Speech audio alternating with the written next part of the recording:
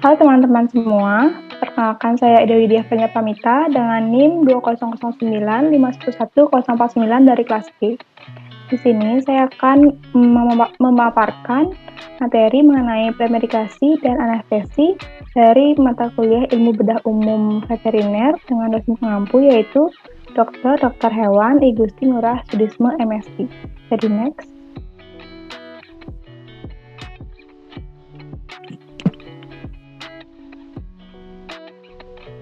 Baik, kita langsung saja ke pembahasan yang pertama yaitu mengenai premedikasi. Bisa di next. Nah, premedikasi ini adalah pemberian obat pada pasien dengan 1-2 jam sebelum induksi anestesi. Tujuan dilakukannya premedikasi ini yaitu agar induksi anestetikum berjalan baik dan aman, mengurangi jumlah dosis zat aktif anestetikum, kemudian mengurangi efek buruk dari segi farmakologis maupun ekonomis, lalu ada agar mencapai stadium anestesia yang stabil, dan yang terakhir yaitu memberikan ketenangan dan kenyamanan pada pasien. Kemudian ada penggolongan premedikasi. Premedikasi ini tergolong menjadi dua, yaitu sedatif dan non-sedatif. Dan sedatif terdiri dari 3, yaitu ada tranquilizer, narcotic, dan juga dissociative agent.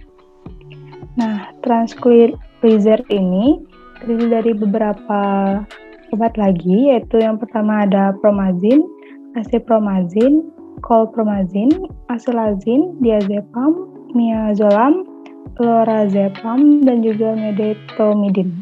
Kemudian narkotik terdiri dari beberapa obat lagi, yaitu ada morfin, apomorfin, neperidin, oksimorfin, etorfin, dan juga nalorfin. Kemudian dissociative agent ada 3, yaitu ada phenyclidin, kemudian ada ketamin, dan juga tilemin. Kemudian yang non-sedatif terdiri dari 2, yaitu ada muscle paralyzer dan juga anticholinergic. Dan muscle paralyzer ini terdiri dari beberapa, yaitu ada silazin, ada diazepam, ada midazolam, ada medetomidin, kemudian lorazepam, dan juga ada kurir. Kemudian ada anticholinergicnya terdiri dari atropin, skopolamin, aminopetamin, dan juga glikopyrolat. Bisa di next. Baik, kemudian ada indikasi dari premedikasi ini, yaitu yang pertama membantu melakukan restrain pada hewan, yang kedua meminimalkan rasa sakit terutama pada hewan yang fraktur, yang ketiga membantu fase induksi anestesi umum agar fase eksitasi menjadi hilang atau minimal, yang keempat adalah meminimalkan pengaruh buruk anestesi, yaitu ada bradycardia, sekresi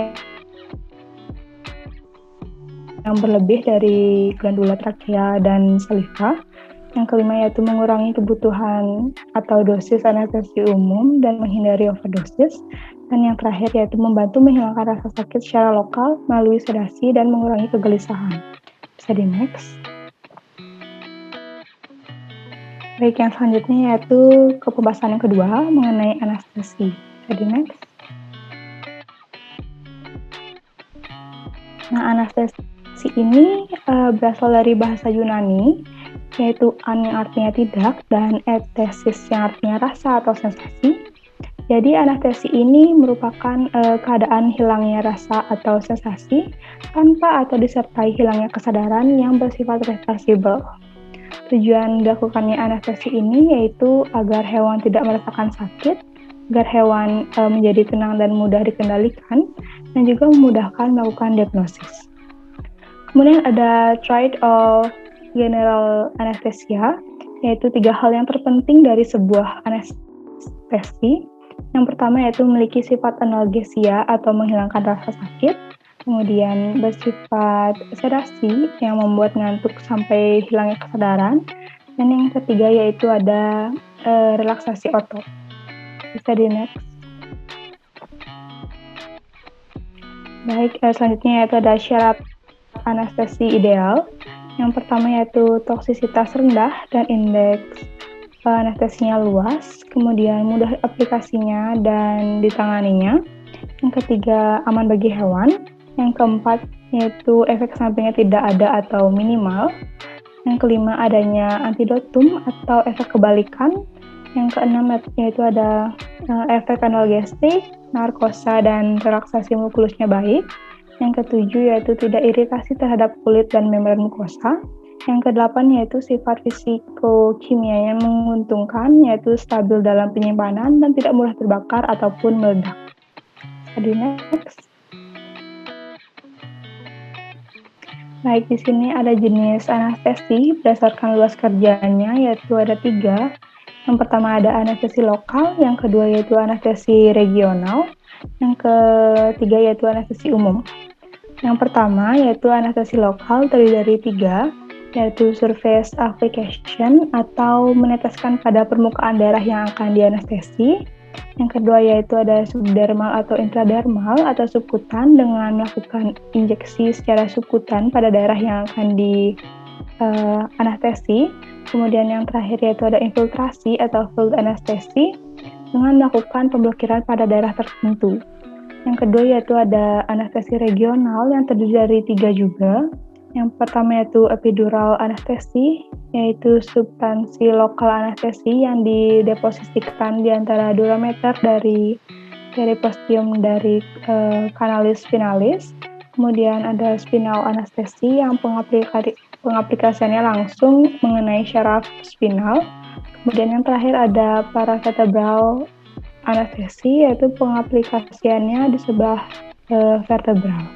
Dan yang ketiga yaitu anestesi umum yang terdiri dari 2, yaitu ada volatil atau inhalasi, dan yang kedua yaitu non volatil atau injeksi. Jadi next. Baik, di sini adalah ada stadium dari anestesi umum, terdiri dari 4 stadium, yaitu stadium pertama disebut dengan stadium analgesia atau eksitasi bebas, atau disebut juga stadium induksi. Kemudian ada stadium 2 yang disebut dengan stadium eksitasi tidak bebas atau stadium induksi juga. Dan stadium yang ketiga yaitu disebut dengan stadium operasi, yang di sini terdapat 3 tingkatan atau plane. Yang plane pertama yaitu plane dangkal, plane kedua yaitu plane medium, dan plane ketiga yaitu plane dalam. Dan yang stadium keempat yaitu disebut dengan stadium overdosis. Bisa di next. Nah, di sini ada persiapan anestesi. Ada 4 yang penting. Yang pertama yaitu ada evaluasi pasien. Yang kedua ada persiapan pasien. Yang ketiga persiapan peralatan. Dan yang keempat yaitu pertimbangan anestetikum untuk penyakit spesifik. Nah, untuk evaluasi pasien ini perlu dilakukannya anamnesa, pemeriksaan fisik, dan uji laboratorium. Kemudian yang kedua persiapan pasien, hewan atau pasien harus dipuasakan sebelum pembedahan untuk menghindari terjadinya muntah ketika pengaplikasian anestesi. Yang ketiga yaitu ada persiapan peralatan, yaitu menyediakan alat-alat dan perlengkapan pendukung untuk operasi. Dan yang keempat itu pertimbangan anestetikum untuk penyakit spesifik, yaitu pada penyakit paru-paru, jantung, ginjal, dan hati harus diperhatikan penggunaan anestesinya. Bisa di next. Nah, setelah dilakukannya pengaplikasian anestesi, kita harus melakukan pemantauan anestesi.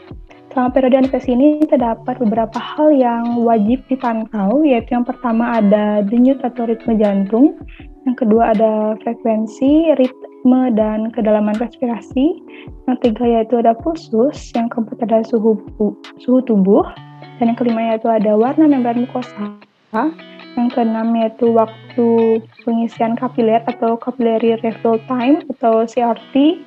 Kemudian yang ketujuh ada ukuran pupil dan respon terhadap cahaya. Dan yang kedelapan yaitu refleks dan ketegangan otot. Bisa di next. Nah, di sini ada anestetikum yang sering digunakan pada hewan. Yang pertama ada anestesi perinhalasi yang terdiri dari 3, yaitu ada metocifluran yang keunggulannya yaitu stadium anestesinya baik, konsentrasi di dalam alveoli rendah, namun kekurangannya yaitu memiliki efek kardiodepresan dan recovery-nya panjang. Kemudian yang kedua ada haltan dengan keunggulannya yaitu induksi cepat dan recovery cepat, namun kekurangannya yaitu bersifat cardiorespiratory depression. Yang ketiga yaitu ada nitrous oxide dengan keunggulannya tidak toksik, namun kekurangannya yaitu dieliminir melalui paru-paru.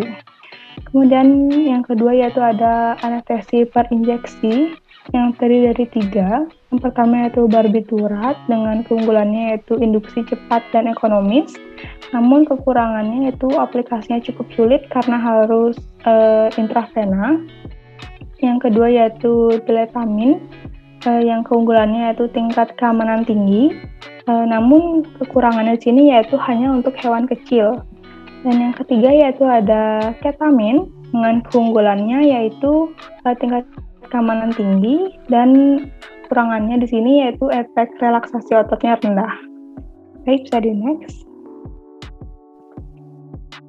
Nah, baik, sekian pemaparan dari saya mengenai materi premedikasi dan anestesi.